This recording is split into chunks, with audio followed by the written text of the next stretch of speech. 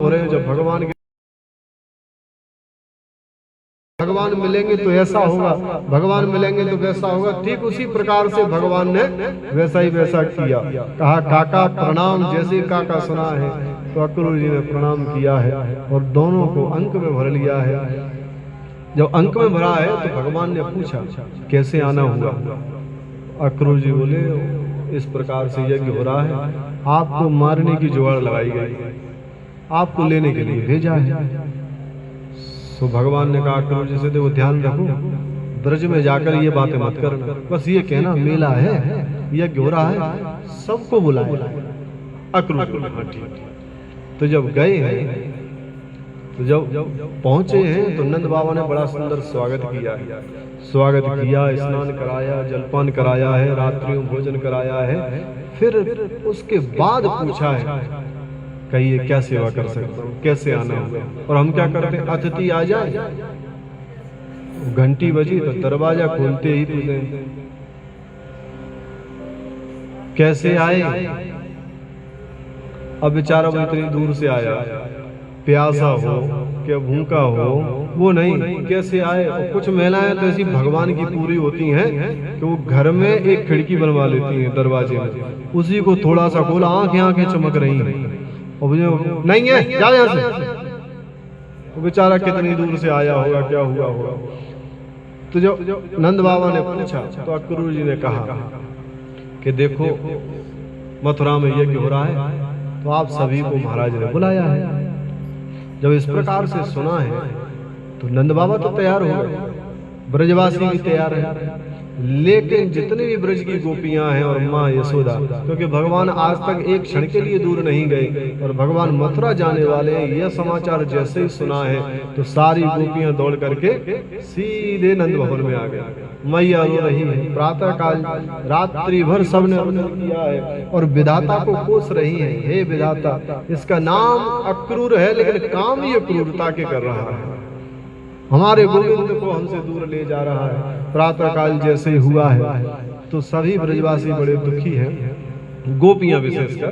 तो अक्रूर जी ने कहा विलंब नहीं करना चाहिए। तो नंद बाबा ने ग्वाल बालों के साथ गाड़ियों में सामान लाद लिया और रथ पर बैठ करके भगवान जैसे ही चलने को हुए हैं तो मैया ने भगवान को जब पुकारा है तो भगवान ने मैया से कहा मैया चिंता मत कर, परसों में आ जाओ। मैया ने कहा वो बात तो ठीक है, लेकिन एक बात याद रखना, मुझे कभी भूलना नहीं। भगवान ने कहा जो व्यक्ति माँ को भूल जाए वो व्यक्ति नहीं हो सकता, इसलिए माँ आपको तो भूलने का कोई विषय ही नहीं है। भगवान रथ पर बैठ करके जब रथ चला है तो संत जन कहते हैं मार्ग में गोपियां मिल गई, मार्ग में लेटी हुई है। भगवान ने उठ करके बहुत समझाया गोपियों को। पास में श्री राधा रानी किनारे पर बैठी हैं तो राधा रानी के नेत्रों से अश्रु गिर रहे हैं। सो भगवान पास में पहुंचे हैं और भगवान ने कहा है राधे तुम नहीं रो, क्यों रो रही हो, कुछ ही समय की बात है फिर मैं आ जाऊंगा। राधे दुनिया मुझसे कुछ ना कुछ मांगती है, आज मैं तुमसे मांगना चाहता हूँ। राधा रानी ने कहा मांग लो, क्या चाहिए, वैसे कुछ है तो नहीं देंगे लेकिन आप मांगो तो देना तो पड़ेगा। तो भगवान ने कहा राधे देना चाहती हो तो बस एक वरदान दो कि मेरे जाने के बाद तुम कभी रोना नहीं, एक अश्रु तुम्हारी आंखों से गिरना नहीं चाहिए वरना मैं रह नहीं पाऊंगा। राधा रानी ने कहा तुम्हारे जैसा निष्ठुर संसार में नहीं है। अरे व्यक्ति को कोई दुख हो कष्ट हो तो रो करके उसका कष्ट कम हो जाता है और तुमने वो भी छीन लिया, पर तुम भी क्या याद करोगे, जाओ तुम्हें दिया। भगवान जब चले और भगवान ने पीछे मुड़ करके देखा है तो राधा रानी पाषाण के समान हो गई, पत्थर के समान, जिंदा मुर्दे के समान, न हंसती हैं न मुस्कुराती हैं न रोती हैं, शांत हो गई। भगवान रथ पे बैठ करके चले गए हैं। गोपियां रो रही हैं लेकिन राधा रानी रो नहीं रही। गोपियां पास में जाकर के हिलाती हैं डुलाती हैं लेकिन राधा रानी कुछ नहीं कर रही, शांत बस बैठी हैं। भगवान का रथ चला है। अक्रूर जी को भ्रम हो गया था कि कहीं मैं गलती तो नहीं कर रहा, कोई क्रूरता का कार्य तो नहीं कर रहा, छोटे बालकों को मैं ले जाकर कंस को सौंपूंगा। तो जैसे ही यमुना जी में अक्रूर जी ने स्नान किया है तो भगवान ने उन्हें ज्ञान करा दिया। यमुना जी में लक्ष्मी नारायण के दर्शन उन्हें हुए, शेषनाग पर बैठे हुए लक्ष्मी नारायण भगवान के। सारी बात समझ में आ गई कि ये साक्षात नारायण है, लौट करके आए हैं। रथ लेकर के जब चले हैं, सुखदेव जी कहते हैं राजन, जैसे मथुरा के पास पहुंचे हैं तो मथुरा के पास पहुंचते ही अक्रूर जी ने कहा है पहले मेरे घर चलिए। भगवान ने कहा नहीं नहीं, नहीं आप जाइए, फिर मैं बाद में आऊंगा। भगवान उतर गए हैं, पीछे से ग्वाल वालों की मंडली आ गई। ग्वाल वाल बोले लाला ने रुकी, तेरो रथ बड़ी तीव्र गति से चले। दाऊ जी बोले ये बोले मानेंगे नहीं, ये यहाँ भी पीछा करेंगे। ग्वाल वाले हाँ लाला क्या करने हैं, चलो नगर घूमे आए। नगर घूमने के लिए गए हैं, मार्ग में एक धोबी मिला, सुधनवा नाम का धोबी। भगवान ने कहा उससे भैया हम वृंदावन से आए हैं, ये वस्त्र हमको दे दो। वस्त्रों की जैसे ही कहा है तो धोबी को बड़ा क्रोध आया, तुम गमार कहेंगे, गाय चराने वाले, ये राजाओं के वस्त्र हैं, तुम जानते हो किसका धोबी हूँ? मैं कंस का धोबी हूँ। और ये होता भी है, भगोनी से ज्यादा गर्म चमचा होता है। प्रेम से बोलो राधे राधे। भगोनी से ज्यादा गर्म चमचा होता है। चमचा अगर लग भगोनी लग जाए तो कोई बात नहीं, चमचा नहीं लगना चाहिए। तो जो बड़े लोग होते हैं ना, उनके जो चमचे होते हैं वास्तव में बहुत करंट में रहते हैं, इतना मालिक नहीं रहता, उससे ज्यादा करंट में वो होते हैं। तो तुम जानते हो मैं किसका सेवक हूँ? कंस का हूँ। और जैसे ही भगवान को मारने के लिए दौड़ा तो भगवान ने बस ऐसे हाथ किया, तमाचा दिया, शीश धड़ से अलग। और जैसे ही धड़ से शीश गिरा, एक वाला बोला लाला अब लगे कि हम ब्रजवासी हैं, पूतना वाले हाथ तोड़ लिया, बहुत जवान चला रहे हो। सबने वस्त्र पहन लिया, छोटे छोटे ग्वाल वाल वस्त्र, बड़े बड़े राजा। तो जिस गली से निकल जाए वो साफ होती चली जाए, स्वच्छता अभियान। एक ग्वाले ने पीछे मुड़ के देखा तो लाला ये नगर तो बड़ा विचित्र है। भगवान बोले क्यों? बोले आगे तो थोड़ा बहुत गंदा है लेकिन पीछे बड़ा साफ है।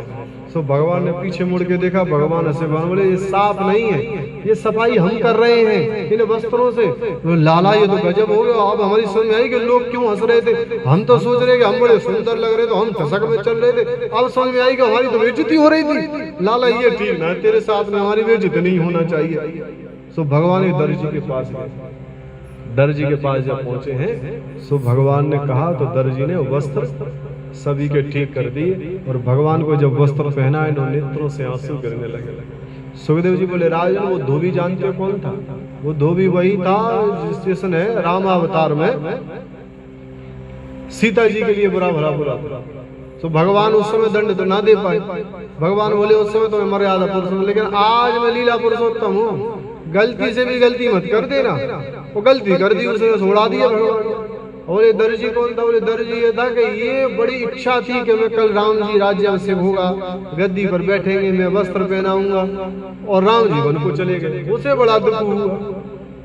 सो बोला देखो आपने उस समय मेरे हाथ से वस्त्र नहीं पहने, आज मैं अपने हाथ से पहनाऊंगा। सो भगवान ने कहा पहना दो। भगवान ने आशीर्वाद दिया और भगवान ने कहा जाओ तुम्हारी कमाई दिन दूनी रात चौगुनी बढ़ती चलेगी। वो आज तक असर दिखा रहा है। कपड़ा 1000 रुपए का, सिलाई 2000 रुपए, सिलाई 2000 रुपए है। कपड़ा इतना महंगा नहीं होता, इतनी उसकी सिलाई महंगी है और बढ़ती जा रही है। सुखदेव जी बोले राजा भगवान जब वस्त्र ठीक हो गए, जब चले हैं तो ग्वाल वाल बोले लाला वस्त्र तो ठीक हो गए, बढ़िया बन ठन गए हैं, बस एक कमी और है। भगवान ने कहा कमी है? थोड़ी माला आला गिर जाती तो आनंद आ जाता। सो एक माली निकला, उसने निवेदन किया तो उसने माला पहना, सब माला पहन ली। भगवान बोले अब ठीक है। तो एक ग्वाला बोला बस माला पहन गई, आनंद आ गया, बस एक कमी और है। सो बोले कहा कमी? बोले ब्रजवासी के जब तक चंदन ना लगे, कनपटी तक वो भी चंदन लगने, चंदन और मिल जाए तो लाला तो आनंद आ जाता। तो सामने से कुब्जा आ रही थी, हाथ में कटोरा लिए थी, उसमें से सुगंध आई। तो ब्रजवासी बोले लाला व कटोरा में ऐसा लगे चंदन है। सो भगवान ने आवाज लगाई अरे सुंदरी। अब उसने ये नाम पहली बार सुना, क्योंकि लोग उनसे कुब्जा कुब्जा कुबड़ी कुबड़ी कहते थे, सुंदरी पहली बार सुना। और कोई अंग भंग हो उससे तुम सुंदर कह दो तो क्रोध आएगा। उसने जैसे ही सुना सुंदरी तो उसे ऐसा लगा जैसे गोली मार दी। उसने आंख घुमा करके पीछे देखा तो भगवान मुस्कुरा रहे थे। मुस्कुराते हुए देखा तो मोहित हो गई, पास में गई, पूछा क्या कहा तुमने मुझे? भगवान ने कहा सुंदरी, तुम्हें मैं सुंदर दिखाई देती हूँ? दुनिया मुझे कुबड़ी कुबड़ी कहती है, मेरा नाम सौरंद्र भी है, लेकिन कोई मेरे नाम से नहीं पुकारता मुझे। तुम्हें सुंदर दिखाई देती हूँ? मैं 3 जगह से टेढ़ी हूँ। भगवान बोले तुम शरीर की बात कर रही हो, मैं तुम्हारे हृदय की बात कर रहा हूँ। मुझे शरीर से क्या लेना देना, मैं तो तुम्हारे अंतर हृदय के भाव को देख रहा हूँ, कितना सुंदर है। जैसे कहा है, प्रसन्न हो गई। भगवान ने कहा चंदन लगा दो, तो उसने चंदन लगा दी सभी के। सो भगवान ने उस पर कृपा की, उसके पैर को अपने पैर से दबाया, हनु से हाथ लगाया, एक झटका मारा, और जैसे ही एक झटका मारा सो बिना ब्यूटी पार्लर के परम सुंदरी बन गई, तुरंत तो सुंदरी हो गई। जैसी सुंदरी तो बोली तुम्हें मेरे साथ चलना पड़ेगा। भगवान बोले नहीं आज नहीं, बहुत काम है, बाद में कभी आऊंगा। सो आशीर्वाद लेकर के प्रस्थान कर गई है। भगवान जब और आगे चले हैं तो जैसे ही यज्ञ भूमि में भगवान ने प्रवेश किया तो कुबलिया पीड़ हाथी को कंस ने सुरापान करा कर रखी थी। जैसे ही हाथी को छोड़ा है महाबत ने, तो भगवान ने उसकी सूंड को पकड़ा, 7 बार आकाश में घुमाया, ऊपर फेंका, नीचे गिरा, तो प्राणांत हो गया। सेना मारने के लिए दौड़ी, सो भगवान और दाऊ जी ने दोनों ने उसके दांत उखाड़ लिए, सभी सभी को मार मार के भगा दिया। भगवान भीतर गए, वो धनुष को देखा, धनुष को उठाया, और भगवान ने जैसे ही उठाया और भगवान के छूते ही धनुष टूट गया। और जैसे ही टूटा है, कंस को आज्ञा लोगों ने बताया जाकर, महाराज वो धनुष टूट गया। कंस को याद आया, शिव जी ने कहा था इस धनुष को कोई तोड़ नहीं सकता, और जिसने तोड़ दिया वो तुझे छोड़ नहीं सकता, वो तेरा काल होगा। कंस बोला पक्के में यही मेरा काल है। तुरंत रंगभूमि में पहुंचा, एक युद्ध की तैयारी की, द्वंद्व युद्ध।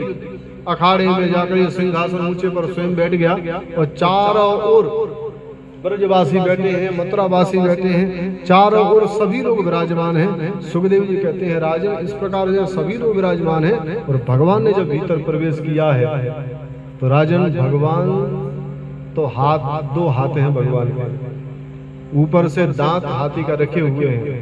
भगवान का स्वरूप ये है, लेकिन उस समय जिसको जैसा भावना थी भगवान वैसे वैसे दिखाई दे रहे हैं।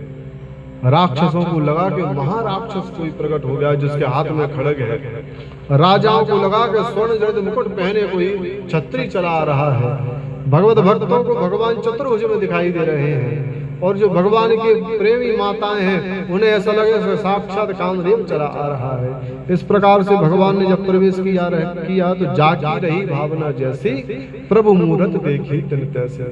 सुखदेव जी कहते हैं राजन, जैसे भगवान भीतर पहुंचे हैं तो चारों और मुष्टिक ने भगवान को ललकारना प्रारंभ कर दिया। बोले हमने सुना है तुमने पूतना को मारा, अगासुर को, बकासुर को, धेनुकासुर को, केसी को, प्रलंबासुर को, अरिष्टासुर को, तो आ जाओ 2-2 हाथ हो जाए, देखें तो सही कैसे योद्धा हो।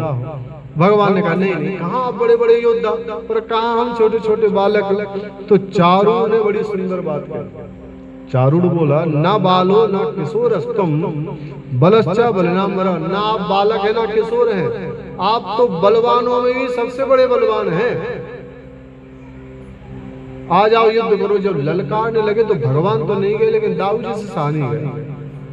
दाऊ जी रुका नहीं, तो दाऊ जी अखाड़े में पहले कूद। दाऊ जी बोले तू सुनता रहे, मैं नहीं सुन सकता, इन्हें बताता हूँ कि ब्रजवासियों के गायों का दूध कैसा होता है। दाऊ जी जब कूदे हैं तो भगवान को भी कूदना पड़ा।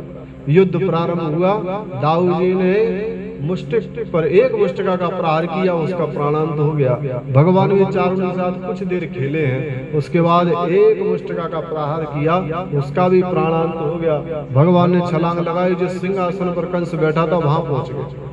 और जैसे ही कंस ने भगवान को देखा तो देखते ही होना तो यह था कि शरणागत हो जाता, खड़ग लेने के लिए भागा, क्योंकि अपराध शेष है। तो अपराधों के कारण भगवान सन्मुख आते हुए भी भगवान दिखाई नहीं दिए, शत्रु दिखाई दे रहा है।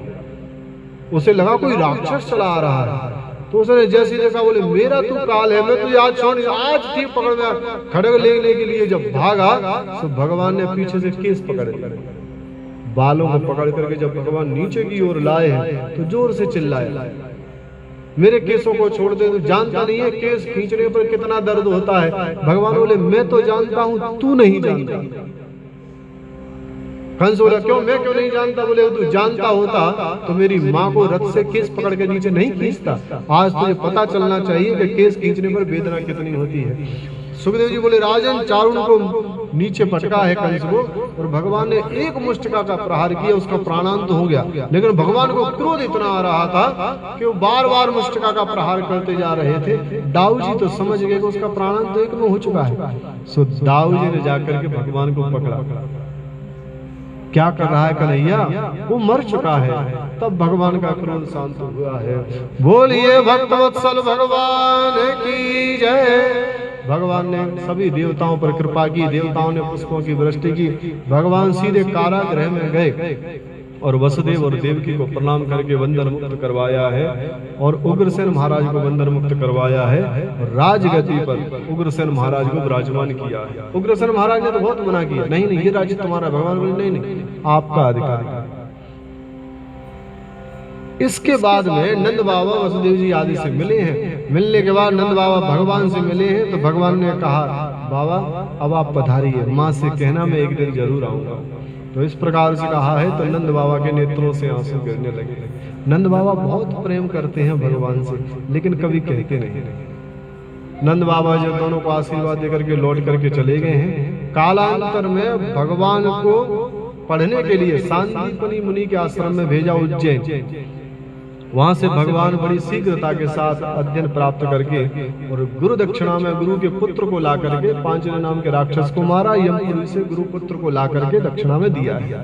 लौट करके जब आए हैं तो मैया देवकी को जब पता चला मेरा लाल आयो है, तो मैया ने बचपन से तो देखो ना, तो मैया ने अपने हाथ से भोजन बनाया है और पूछा उद्धव से कि कन्हैया को कौन सी चीज सबसे ज्यादा प्रिय है। तो उद्धव जी ने कहा भगवान को माखन बहुत प्रिय है। तो मैया ने थाली में माखन मिश्री रख दिया। तो जैसे ही भगवान के आगे थाली लेकर के पहुंची और भगवान ने जैसे ही थाली में माखन मिश्री देखा तो नेत्रों से आंसू गिरने लगे। नेत्रों से आंसू गिरे हैं तो मैया ने बहुत पूछा क्या कहा है ये, कहा बात है। भगवान बोले नहीं, तो उद्धव के पास गई, बड़ी भयभीत हो गई। तो उद्धव से कहा मैं तो भोजन लेकर के गई थी, पता नहीं थाली को देख करके क्यों रो रहा है, तुम पूछो ना, मेरे पास कभी रहा नहीं है, अभी अभी आयो है, तो शायद मुझको बताने में संकोच कर रहा है। उद्धव जी गए, उद्धव जी ने पूछा केशव ये कौन सा नाटक है। भगवान बोले तुम्हें नाटक लग रहा है, हम रो रहे हैं। हाँ बोले नाटक ही तो कर रहे हो, ये कौन सा नाटक है, ब्रह्म कहीं रोता है, तुम रो रहे हो, ये क्या नाटक है। भगवान बोले उद्धव मोय ब्रज विसरत नाही। उद्धव मैं ब्रज को भूल नहीं पा रहा, ब्रज की वो गायों का रमाना, वो ब्रज के मोरों का चिल्लाना, और तथा ब्रजवासियों के साथ जो खेलना, गोपियों के साथ रास रचाना, उन सब की मुझे बहुत याद आ रही है। उद्धव जी बहुत हंसे, आपको और याद। भगवान बोले देखो एक संसार का नियम है उद्धव। उद्धव बोले क्या नियम है। कोई किसी को याद करता है तो हमें उसकी याद ज्यादा आती है, कोई हमें याद कर रहा हो तो हमें उसकी याद आजकल हिचकी आती है। लोग कहते हैं जब हिचकी आए तो सबके नाम लो, जिसके नाम से बंद हो जाए समझो वही याद कर रहा है। तो भगवान बोले शायद मुझे याद इसीलिए आ रही है तो मुझे याद बहुत कर रहे हैं, तुम जाकर के उन्हें ये ज्ञान दे दो ब्रह्मानंद वाला, तो फिर क्या होगा, वो मुझे याद करना भूल जाएगी, तो मुझे भी याद नहीं, मेरा रोना बंद हो जाएगा। उद्धव जी बोले मैं बृहस्पति का शिष्य, वेद वेदांत की जानने वाला, और वो गमार गोपियां मेरे वेद वेदांत की बातों को समझ पाएंगी। भगवान ने कहा अब तुम समझाओगे तो समझ ही जाएंगे, जाओ तो सही। उद्धव जी बोले आज जाऊंगा, कल परसों लौटाऊंगा। भगवान ने कहा तुम जाओ तो सही, फिर बात करेंगे कब लौटोगे। उद्धव जी गए, भगवान ने पत्र लिखा, उद्धव जी को मोर मुकुट लगा दिया, ले जाओ। उद्धव जी गए हैं तो उद्धव जी ने नंद बाबा से भेंट की है, मैया से भेंट की है, रात्रि भर वार्तालाप चला है। लेकिन मैया के रुदन को देख करके उद्धव जी की समझ में आ गया कि यहाँ तो ज्ञान का कोई समावेश हो ही नहीं सकता, यहाँ तो भक्ति भक्ति प्रेम ही प्रेम है। प्रातः काल जब हुआ तो उद्धव जी गोपियों के पास गए हैं। गोपियों के पास गए, उन्होंने क्या देखा कि राधा रानी मध्य में है, सारी गोपियां चारों ओर बैठी हैं और गोपियां राधा रानी से वार्तालाप कर रही हैं कि आज हमने स्वप्न में भगवान को देखा, कन्हैया को देखा। राधा ने पूछा कैसे देखा, बोले मैं माखन लेकर के जा रही हूँ, मेरी मटकी छीन करके भाग गया। राधा रानी कहती है तुम बड़ी भाग्यवती हो कि तुम्हें स्वप्न में तो उसके दर्शन हो जाते हैं, यहाँ तो यह है कि निद्रा ही नहीं आती, निद्रा आए तब स्वप्न आएगा, तब मुझ जैसी दुर्भाग्य कोई हो नहीं सकती। इस प्रकार से चल रही थी वार्तालाप। इतने में एक भंवरा आया। तो श्रीमद् भागवत में भ्रमर गीत के नाम से भंवरे को लक्ष्य करके गोपियों ने उद्धव को लक्ष्य किया और उद्धव को उपदेश कर रही थी। इतने में उद्धव जी का प्रवेश हुआ। उद्धव जी ने कहा मैं श्री कृष्ण का सखा उनका पत्र लेकर के आया हूँ। जैसे पत्र आगे किया, गोपियों ने इतनी जोर से छीना, टुकड़े टुकड़े टुकड़े टुकड़े हो गए। सभी ने अपने अपने हृदय से लगाया, आनंद गान हो गया। उद्धव जी बोले तुम गमार हो सब। अरे पहले पढ़ तो लेते, लिखा क्या था? गोपियां बोली क्या जरूरत है, हमारे लिए तो इतना ही कल्याण की बात है कि कृष्ण हमें याद रखता है और याद में पत्र भेजा है, उसके हाथों से स्पर्श पत्र प्राप्त हुआ है, इसमें ही इतना आनंद है, पढ़ने की तो जरूरत ही नहीं है।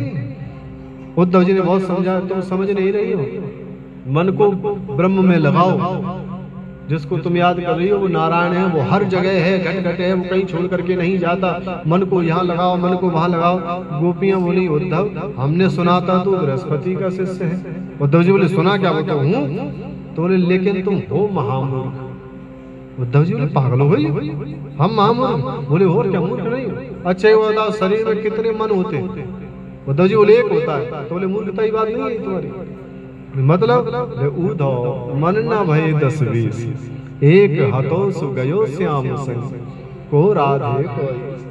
उद्धव एक मन होता है, वो मन तो केशव के साथ चला गया, अब दूसरा तो है नहीं कि जिसे हम नारायण में लगा दें, उस ब्रह्म में लगाएं। और इन सब से क्या होता है? बोले भगवान का ब्रह्म का निर्गुण ब्रह्म का निरूपण करने से वैकुंठ प्राप्त होता है। बोले वैकुंठ में क्या होता है? बोले भगवान का साक्षात्कार होता है। तो बोले ये तो हमें वैसे ही प्राप्त हो गया। ऐसा उपदेश किया। सुखदेव जी कहते हैं राजन उपदेश जैसे ऐसा किया कि 3 दिन की कह के गए थे उद्धव जी, राधा रानी के चरणों में प्रेम आनंद में इतने मग्न हुए कि 6 महीने व्यतीत हो गए।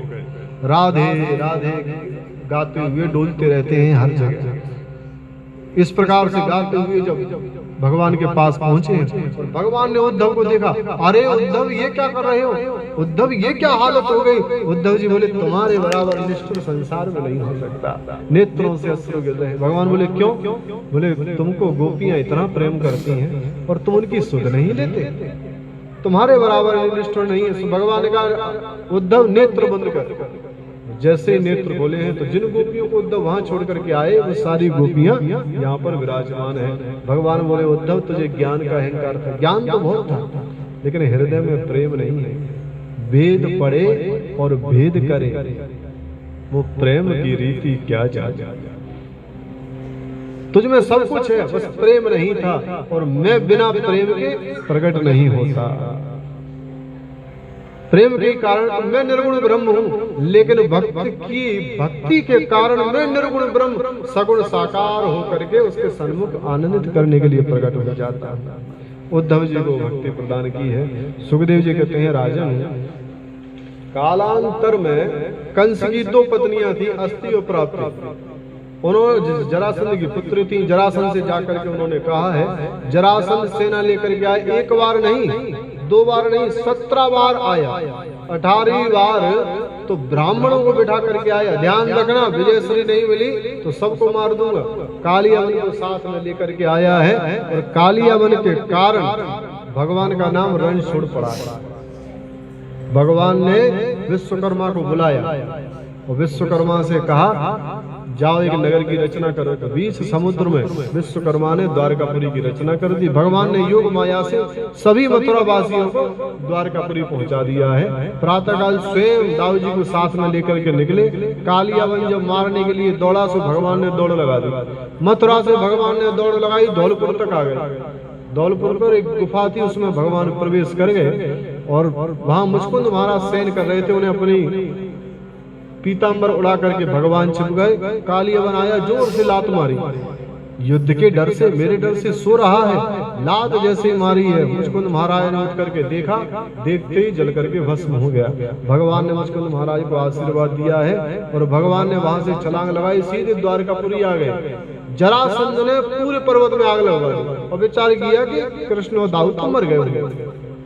सुखदेव जी बोले राजा जब भगवान द्वारकापुरी पहुंच गए तो भगवान राजगद्दी पर बिठाया भगवान को, और भगवान का नाम द्वारकाधीश श्री कृष्ण चंद्र पड़ गया। एक रेवत महाराज थे सतयुग के, अपनी पुत्री रेवती को साथ लेकर के ब्रह्मा जी के पास गए थे। ब्रह्मा जी से बोले कोई ऐसा वर बताइए जो मेरी पुत्री के योग्य हो। ब्रह्मा जी ने कहा एक काम करो, तुम कुछ बताओ, तुम्हें कुछ याद है? तो उन्होंने 2-4 नाम बताइए, ये हो सकते हैं। ब्रह्मा जी बोले ये भी अब कोई नहीं बचा। तो बोले तुम्हारे वहां से यहाँ तक आने में और यहाँ 2 मिनट रुकने में नीचे चतुर्युगी कई बार बीत चुकी है, तुम्हारा नाम लेने वाला भी कोई नहीं बचा है। ऐसा करो तुम नीचे पहुंचोगे, जब तक द्वापर युग आ जाएगा श्री कृष्ण का अवतार हो जाएगा और दाऊ जी जो बड़े भाई हैं उनके साथ तुम अपनी पुत्री का विवाह करो। रेवत महाराज आए। अब सतयुग का आदमी बहुत लंबा, द्वापर का उससे छोटा, कलयुग का और छोटा। तो जब रेवत महाराज आए, भगवान श्री कृष्ण को पता चला, तो रेवत महाराज से बात करने के लिए भगवान श्री कृष्ण 5वें मंजिल के महल पर खड़े थे। तब तो आपस में वार्तालाप हो रही थी। तो रेवत महाराज ने कहा अपनी पुत्री का विवाह आपके बड़े भाई के साथ करना चाहता हूँ। भगवान ने पूछा कौन है तुम्हारी पुत्री? तो रेवत महाराज ने पीछे से निकाला ये है। जैसे ही भगवान ने देखा ऊपर से नीचे तक, भगवान बड़ी जोर से हंसे। भगवान बोले भाभी जोरदार तो है, भैया के तो भाग्य खुल गए। दाऊ जी सैनिक को भेजा, दाऊ जी को बुला के ला। दाऊ जी है। दाऊ जी ने हाँ लाला कहा बात है? अरे बोले आपके विवाह की विचार चल रहे हैं, रिश्तो आया है। भैया कुछ भी कहो, भाभी तो जोरदार है, रथ की जरूरत नहीं है अब आपको, महल के ऊपर आने के लिए सीढ़ी की जरूरत नहीं है। दाऊ जी बोले क्यों नहीं? तो बोले भाभी को देख लो। जैसे रेवती को देखा तो दाऊ जी 5वें मंजिल पे खड़े हैं और रेवती नीचे खड़ी है। तब आपस में उसमें भी दाऊ जी से लंबी है। दाऊ जी ने कहा भगवान बोले यही है। दाऊ जी बोले अच्छा कुछ भी कहो दाऊ जी, तुम्हारे तो चंगे चंगे हो गए। दाऊ जी बोले बहुत मजाक उड़ा रहा है हमारा। तो दाऊ जी ने अपना हल उठाया और रेवती के सिर पे रखा और दबाया, इतना दबाया अपने से 2 अंगुल छोटी कर दी। दाऊ जी बोले अब? भगवान बोले पहले काम की थी, अब इतने काम की थोड़ी है, पहले बहुत काम आती, पर ठीक है। तो दाऊ जी का व्यवहार रेवती के साथ। अब बहुत समय व्यतीत हो गया, भगवान का रिश्ता ना आए। भगवान इसी के लिए बैठे कोई रिश्ता आए, कोई रिश्ता ना आए। तो भगवान ने विचार किया राम राम, दाऊ जी को रिश्ता तो तुरंत आ गया, हम राजा होने के बाद भी रिश्ता नहीं आ रहा है।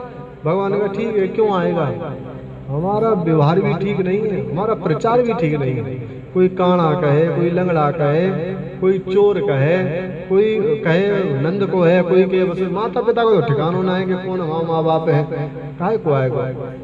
इतने में कुंडितपुर में एक महाराज रहते हैं, नाम है भीष्मक महाराज। भीष्मक महाराज को एक बार सरोवर में स्नान करने गए तो कमल के ऊपर एक पुत्री प्राप्त हुई। उसको लेकर के घर आए, धीरे धीरे बड़ी हुई तो नारद जी के माध्यम से उन्होंने द्वारकाधीश के बारे में सुन रखा था। जैसे द्वारकाधीश के बारे में सुन रखा था तो उसी दिन से उन्हें पति रूप में मान लिया।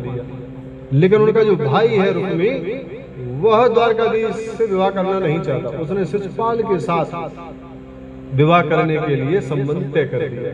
सुखदेव जी बोले राजन, जैसे शिशुपाल के साथ संबंध तय हुआ है, रुक्मिणी जी को पता चला बारात आने को थी कि कल बारात आ जाएगी। रुक्मिणी जी ने भाभी से कहा, भाभी ने कहा एक काम करो, क्या?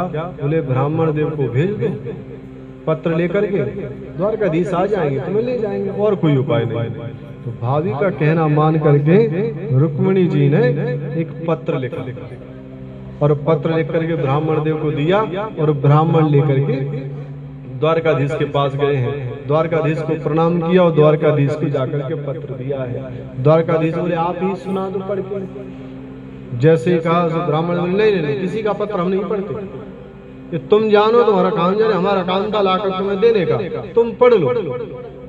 तो अब रुक्मिणी जी ने ये पत्र लिखा है, और बात तो सही है, किसी का पत्र पढ़ना अच्छी बात नहीं, वो ही रुक्मिणी जी ने भगवान के लिए, तो यानी वो प्रेम पत्र हो गया। प्रेम से बोलो राधे राधे। तो अब बताएं उसमें क्या लिखा था, सुनना है। उसमें रुक्मिणी जी ने बड़ी सुंदर बात लिखी, श्रुत्वा गुणान भुवन सुंदर शृण्वतान्ते निर्विश्य कर्ण विवरय हरतों पान। हे नाथ, जब से मैंने आपके गुणों के बारे में सुना है तो सुनते सुनते सुनते सुनते मेरा हृदय आपके चरणों में समर्पित हो गया है और मैंने अपना सर्वस्व आपको स्वीकार कर लिया है। आप आकर के मुझे ले जाएं। मेरा भाई मेरा विवाह शिशुपाल के साथ करना चाहता है। अब आप सोच रहे होंगे कि वहां इतने राजा होंगे, सेना होगी, मैं कैसे आऊंगा? तो उसका उपाय भी मैं बता देता हूं। तो रुक्मणी जी ने उपाय बताया कि हमारे कुल की परंपरा है कि विवाह से पूर्व कन्या गौरी पूजा के लिए नगर से बाहर आती है। बस आप वहीं आ जाओ, वहां से मुझे हर के ले जाओ। जैसे ही पत्र पड़ा है, भगवान ने अपने सारथी से कहा, दारुक से, रथ तैयार करो। रथ तैयार हुआ, ब्राह्मण को बिठाया, रथ चला। रथ जैसे ही चला है, तो दाऊ जी सामने से आ रहे थे। तो दाऊ जी ने देखा, क्यों कन्हैया कहाँ जा रहे हो?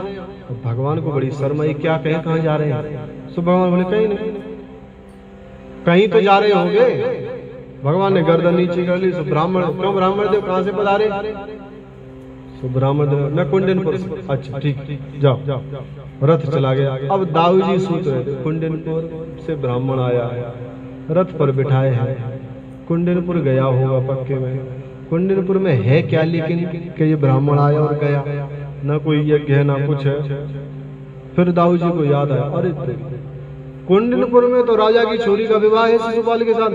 अरे दादी को आज तक माखन चुराता तो चोरी चुरावे के लाए भगो है, और चोरी चुरावे तो जाकर स्वागत थोड़ी होगा। तो दाऊ जी ने सेना बुलाई और सेना को तैयार किया। दाऊ जी पीछे पीछे दौड़ दिए। सुखदेव जी बोले, राजा भगवान पहुंचे हैं। भगवान ने ब्राह्मण को उतार दिया। उधर कुंडनपुर की नारियां रुक्मणी का श्रृंगार कर रही हैं। आओ मेरे सखियों मुझे मेहंदी लगा दो, मेहंदी लगा दो मुझे, ऐसी सजा दो, मुझे श्याम सुंदर की दुल्हन बना दो। इस प्रकार सभी गा रही हैं। सुखदेव जी बोले, राजा ब्राह्मण देव ने जाकर के सारा वृतांत रुक्मणी जी को बताया है। प्रातः काल जैसे हुआ तो पूजा की तैयारी हुई। रुक्मणी जी जब साथ में गई हैं पूजा के लिए, सहेलियों के साथ में, हजारों सैनिक साथ में जा रहे हैं। जाकर के जब पूजा की है माँ अम्बा की, माँ अम्बा ने आशीर्वाद दिया है। बाहर निकल कर के आई, चारों ओर भगवान को देखा, भगवान दिखाई नहीं दिए। तो अपनी सखी से कहा, ऐसा लगे कि भगवान आए नहीं है। ब्राह्मण देव के साथ आए थे तो शायद लौट गए। सखी बोली, नहीं ऐसा नहीं हो सकता, ब्राह्मण देव ने कहा है तो आए तो पक्के। इतने में भगवान पीछे से निकल करके आए। हजारों सैनिक खड़े हैं, और जैसे ही भगवान मुस्कुराते हुए आए हैं, सैनिकों ने भगवान को देख लिया, और देखते ही भगवान मुस्कुराए तो सब मोहित हो गए। एक बोला, देख तो सही, पुरुष तो यही है। दूसरा बोला, वो छोड़, मुकुट देख कितना सुंदर है। एक बोला, मुकुट में क्या रखा है? पीताम्बरी देख। एक बोला, पीताम्बरी छोड़, केस देख कैसे घुंघराले हैं इसके। एक बोला, कुछ भी कहो, चितवन तो बड़ी ही तीखी है। इस प्रकार चर्चा, इसलिए भगवान रुक्मणी के पास आए। एक बोला, कुछ भी कहो, जोड़ी तो यही जोरदार है। भगवान ने हाथ पकड़ा रुक्मणी का, चल दी। भगवान जब चल रहे हैं तो बोले, कुछ भी कहो, दोनों चलते हुए अपूर्व शोभा है, कितने सुंदर लग रहे हैं। वास्तविक कन्या के योग्य वर तो यही है, और कोई है। जैसे रथ पे पहुंचे और रथ पे बैठे, एक बोला, कुछ भी कहो, जोड़ी जोरदार है तो रथ भी जोरदार है। एक बोला, कुछ भी कहो, घोड़े भी बड़े शानदार है, चार लगे हैं। रथ आगे बड़ा एक, और रथ चला जाए। बोले, ध्वजा कैसी है, सुंदर है। दोनों को बखाने जो रथ चला गया। एक बोला, पीछे से चलो, वो तो ठीक है, आदमी अच्छा था, रथ अच्छा था, जोड़ी अच्छी थी, रुक्मणी कहाँ है? दूसरा बोलो, अभी तो गई। कहाँ गई? बोले, वो रथ में बैठ के। बोले, वो कौन था फिर? बोले, वो द्वारकाधीश थे। फिर हल्ला मचा, अरे हर ले गयो। दौड़ करके रुक्मणी के भाई रुक्मी को जाके बताया। रुक्मी को क्रोध आया, धनुष बाण लेकर के रुक्मी पीछे पीछे दौड़ा है। उसने संकल्प किया, रुक्मणी को लेकर नहीं आऊंगा तब तक मैं नगर में नहीं आऊंगा। पीछे पीछे गया, भगवान को गालियां देने लगा। तो भगवान ने रथ रोक लिया, युद्ध प्रारंभ हुआ। जब युद्ध में हारने लगा तो भयभीत रुक्मणी जी होने लगे। इतने में दाऊ जी आ गए। दाऊ जी ने हाथ पकड़ लिया भगवान का, कहा कर रहे हो है? अरे ये तो बड़ी काम की चीज है, या से तो बहुत काम पड़ेंगे, नातेदार है अपनो, ऐसे थोड़ी मारो जाए रिश्तेदार को। अब आपको छोड़ दे भैया। और भगवान को डांट लगाई, तुमको शर्म नहीं आती है? किसी ने पूछा, भगवान को क्यों डांट रहे हैं दाऊ जी? बोले, दाऊ जी ने निगाह घुमा के देख लिया, रुक्मणी डर रही थी। दाऊ जी ने सोचा इसको डांट दूंगा तो उसका डर भय समाप्त हो जाएगा। तो दाऊ जी ने डांट दिया, सो भगवान रुके। हाँ ठीक, गालियां दे रहा था। भगवान बोले अरे तो ठीक है, दुधारू गाय की एक हाथ लाते तो सहनी पड़ती है, कितनों काम आओ, भात लेने हैं, पच लेने, बहुत काम है। यहाँ सुबह को आधा सिर मुंडवा दी, आधी मूछें मुंडवा दी, छोड़ दिया। वहां ने भी अपने एक अलग से नगर बसाया, उसमें वो रहने लगा। जब लेकर के चले गए तो कुंडलपुर महाराज भीष्मक ने आकर के भगवान से प्रार्थना, महाराज हमारी इच्छा तो थी कि अपनी पुत्री को विवाह आपसे ही करें, तो एक काम करो, लेकिन पुत्र मानता नहीं था। एक काम करो, आप बारात लेकर के आओ तो बड़ा आनंद आएगा। भगवान ने कहा ठीक। रुक्मणी को ले गए, इधर से बारात गई है, बारात का बड़ा सुंदर स्वागत किया गया। जब स्वागत हुआ है, बारात का नाश्ता कराया गया।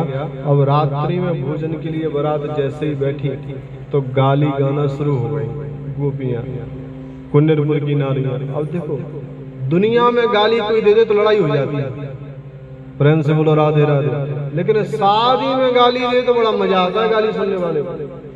अच्छा, और नाम ले लेके बाकायदा नियम से गाली देती है वो दूल्हे के परिवार वालों। तो कुंडलपुर की नारियां गाली गाना शुरू कर दिया और बड़ी सुंदर गाली गा रही हैं। गाली सुनो, 7 तो बज गए हैं, आरती का समय है, गाली सुनो, सुनने हैं। तो कुंडलपुर की नारियों ने, अब संगीत तो है नहीं, ऐसे ही गुनगुना देते हैं, गाली गाना शुरू किया। ओ मेरी रुक्मिणी के, ओ मेरी रुक्मिणी के फूटे भाग, दूल्हा कारो मिलो। ओ मारी रुक्मिणी के फूटे भाग, दूल्हा कारो मिलो। कारो मिलो, महाकारो मिलो है, कारो मिलो, महाकारो मिलो है। ओ मेरी रुक्मिणी के पीले हाथ, दूल्हा कारो मिलो। एक बोली कैसो कारो है, कैसो दूल्हा। तो दूसरी बोली रुक्मिणी मेरी हल्दी से पीली। रुक्मिणी कैसी है, बोली हल्दी जैसी पीली गोरी चुट्टी है। रुक्मिणी मेरी हल्दी से पीली। ओ दूल्हा देखो, ओ दूल्हा देखो, अंधियारी रात, दूल्हा कारो मिलो। मारी रुक्मिणी के फूटे भाग, दूल्हा कारो मिलो। एक बोली कारो मिलो तो ठीक है, पैसा बारो तो है। दूसरी बोली खाक पैसा बारो है। नंद बाबा पे पैसा नहीं है, नंद बाबा पे पैसा नहीं है। एक बोली तुम्हें कैसे पता चला पैसा नहीं है? आप बोले सीधी सी बात है, राजा महाराजा होते हैं, काट मुकुट लगाए होते, सोने को हीरन। और ये ओ याने मोर, ओ याने मोर, मुकुट बांधो माथ, दूल्हा कारो मिलो। ओ मारी रुक्मिणी के फूटे भाग, दूल्हा कारो मिलो। रुक्मिणी मेरी एक पिता की। बोले रुक्मिणी जानते हो, एक पिता की है, उसका एक बाप है। तो सब बोली जोर से हंसी। बोले दूल्हा बाप तो सबको एक ही हुए। अरे बोले उल्टो है आगे यहाँ तो। रुक्मिणी मेरी एक पिता की, ओ दूल्हा देखो, ओ आके दो दो कहे हैं बाप, दूल्हा कारो मिलो। बोले कौन कौन है दो? बोले एक वसुदेव एक नंद, पतो ही ना है कौन को छोड़ा ये। ओ मेरी रुक्मिणी के फूटे भाग, दूल्हा कारो मिलो। ओ मेरी रुक्मिणी के पीले हाथ, दूल्हा कारो मिलो। इधर कुंडलपुर की नारियां गाली गा रही हैं और उधर पूरे द्वारकावासी मुस्कुरा रहे हैं, गाली सुन सुन करके बड़े आनंदित हो रहे हैं। रुक्मिणी मेरी अनेक बहन में। बोले रुक्मिणी की भाई बहन जो कितने शानदार हैं। और बोले या की बहन भगी अर्जुन हाथ, भगवान की बहन सुभद्रा भाग गई थी भगवान अर्जुन के साथ। बोले या की बहन भगी अर्जुन हाथ, दूल्हा कारो मिलो, मारी रुक्मिणी के फूट गए भाग, दूल्हा कारो मिलो। इस प्रकार से सभी ने गालियां आई। बड़ा उत्सव मना भगवान के विवाह का, और भगवान का रुक्मिणी के साथ में विवाह कराया गया। ब्राह्मणों ने वेद मंत्र बोले, गोपियां नारियां खूब गान गा रही हैं, नाच हो रहा है, चारों ओर आनंद छा रहा है। भगवान के स्वरूप को सुंदर को देख करके जितने भी कुंडलपुर की नारियां हैं वो मोहित हो जाती हैं, और मोहित होकर के बार बार बलिहार लेती हैं। बोलिए बांके बिहारी लाल की जय। और जब विवाह संपन्न हुआ तो पैर पकड़नी होने लगी। तो जो सामग्री लाए हैं वो भगवान का पूजन माता से करा के, मैया से, और उसके बाद आरती, 2 मिनट संकीर्तन, बीच में ही पूजन कर लेते। ठीक है। बोलिए बांके बिहारी लाल की जय। भागवत महापुराण की जय। के जय जय श्री राधे, के जय जय श्री राधे, के जय जय श्री राधे। आज की कथा को यहीं विराम देंगे। संकीर्तन के मध्य ही पूजन कर लेंगे। दूसरा